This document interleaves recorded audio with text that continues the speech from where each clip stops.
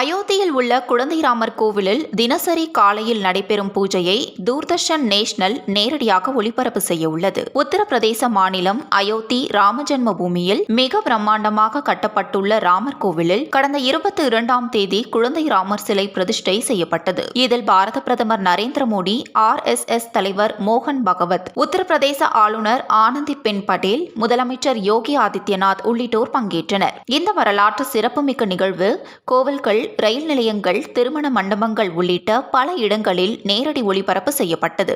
இதனை கோடிக்கணக்கான மக்கள் பார்த்து மகிழ்ந்தனர். பிராண பிரதிஷ்டை நிறைவடைந்ததை தொடர்ந்து மறுநாள் முதல் பொதுமக்கள் தரிசனத்திற்கு அனுமதி வழங்கப்பட்டுள்ளது. நாடு முழுவதிலும் இருந்து குழந்தை ராமரை தரிசனம் செய்வதற்காக லட்சக்கணக்கான மக்கள் தினந்தோறும் கோவிலுக்கு வருகின்றனர். இந்த நிலையில் அயோத்தியில் உள்ள குழந்தை ராமர் கோவிலில் தினசரி நடைபெறும் பூஜையை தூர்தர்ஷன் நேஷனல் நேரடியாக ஒளிபரப்பு செய்ய உள்ளது. அதன்படி கோவிலில் தினசரி காலை 6:30 மணிக்கு நடைபெறும் பூஜைகள் நேரடியாக ஒளிபரப்பு செய்யப்படும்.